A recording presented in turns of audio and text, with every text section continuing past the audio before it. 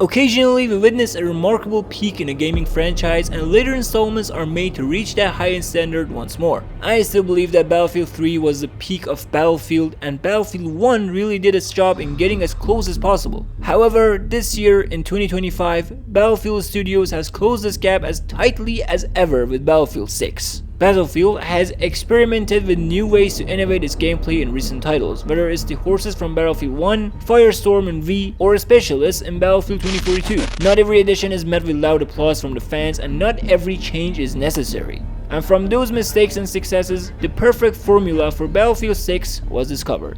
Go back to basics, back to what works, and polish the hell out of it. It has sparked some genius innovation with more than mere modes though. What totally grabbed my attention as a shooter fan was the kinesthetic combat system.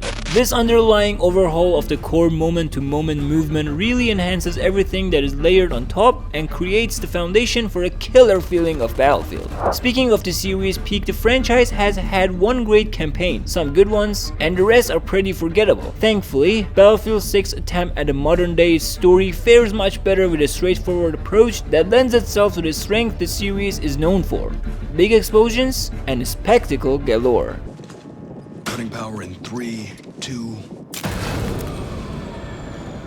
The story takes place in 2028, and you play as Dagger 1-3, no single hero, but a squad consisting of the combat roles you would expect: assault, engineer, recon, and support. Their individual stories add layers of depth to the ensemble when you get to know them, and while it works really well with the core gameplay, the narrative isn't groundbreaking by any stretch. The campaign takes you to a multitude of varied settings to explore, from the mountains of Tajikistan to the Manhattan Bridge. You'll have your squad by your side, which means that you can give orders and use their combat specialties to your advantage, like spotting the enemies with recon or the deployment of smoke grenade when under heavy fire by support. I played on veteran difficulty and I must admit that the engage bar and the squad commands really help with escaping tight situations. The story mode surely does offer a variety of missions and enjoyable moments, but on the flip side, it lacks a deeply engaging narrative. Certain characters in the game make an impact, but it doesn't hit as hard as other legendary FPS campaigns in recent years. The main antagonist of the story is just okay, but I think the stakes should escalate much more, considering the global implications of the plot and scale of the conflict. It's a fun campaign to play through, and even if it doesn't revolutionize the genre in any way, it's still nice to have and does a decent job of prepping you for the real meat and potatoes of every Battlefield: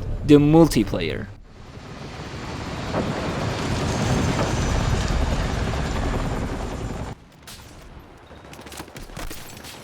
Battlefield is always known for its epic multiplayer, huge maps and explosive modes, and this year, every one of those pillars is better than ever. Let's start with the core movement. It's not clunky, and despite an increase in mobility, it's still very much Battlefield. I can definitely see how they want to keep both veterans and new players on the same field by allowing faster slides, crawl shots, and an overall slightly arcadey movement system that helps with fluidity. It strikes a delicate balance between agile, bunny hopping sweat lords dominating the lobby, and movement so slow I'm wondering if I'm lost in a hardcore milsim.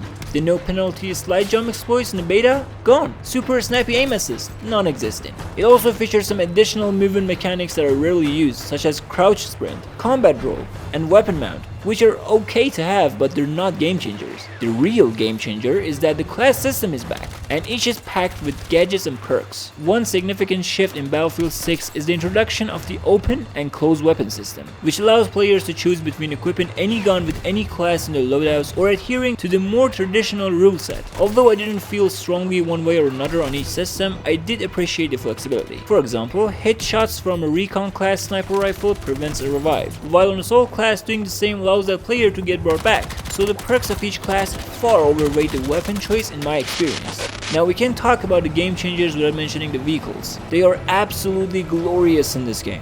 They're dangerous, satisfying to play with and get kills, and well, hard to master. They feel as strong as they should be, and the learning curve makes mastery a delight.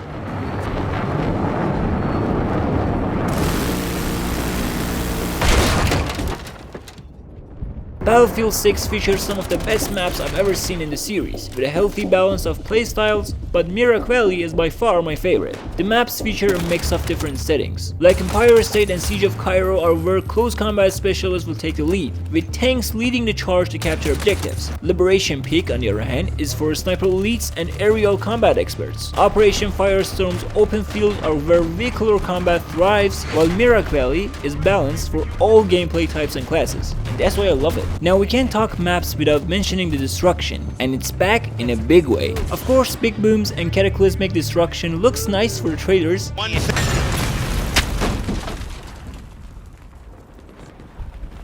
Who was that? Doesn't matter.